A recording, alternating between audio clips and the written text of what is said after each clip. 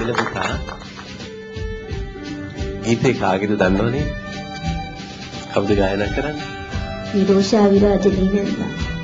ඇයි ඔයගේ ගීතයක් තෝරගත්තේ පුතා? මගේ කටහඬට ගැලපෙන. හරිද හරි.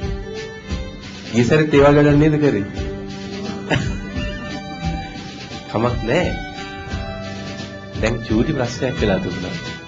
මොකක්ද උනේ? අන්තරා කොටස් වල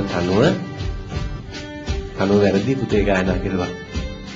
හරියට ගීතයක් ඒක තමයි අර මුල් ගීතය අහලා අපි කියන්නේ හැම වෙලාවෙම ඒ ගීතයට අනුව ගයන්න ඕනේ කියලා. දැන් මාමලා මට මතකයි මේ ගිටාර් එක වාදනය කරන මාමා කෝඩ්ස් ටික ඔයාලට පෙන්නුවා.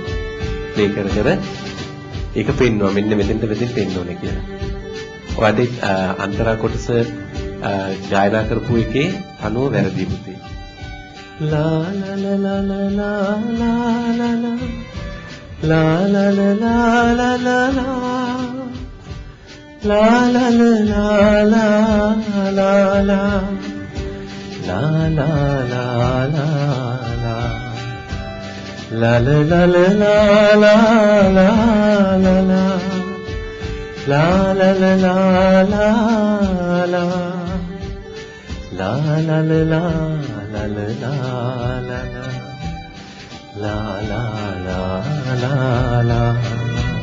ඔමනේ දන්තරා වෙන්නේ. එතකොට දැන් මේ වැරද්ද මූලිකවම ඔයා කරගත්ත පුතේ. මම බැලුවා පළවෙනි අන්තරා කොටස ඔයා ගායනා කරලා ඒක සජීවී නිසා වැරදුනාදෝ කියලා දෙවෙනි එකත් බලන් හිටියා. ඒ කියන්නේ හරියටම ඔයා ගීතේ ශ්‍රවණය කරගෙන පුරුදු වෙලා නෑ පුතේ. නේද? ඒක මූලික වැරද්දක්.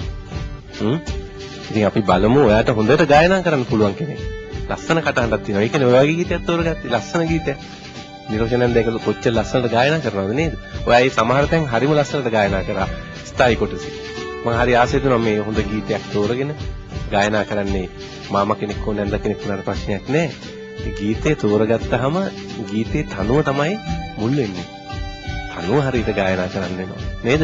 ඉතින් අපි බලමු පුතේ වාගේ දක්ෂතාවයන් අනුව අපි අවස්ථාවක් බලමු උදා කරගන්න පුළුවන් විදිහට.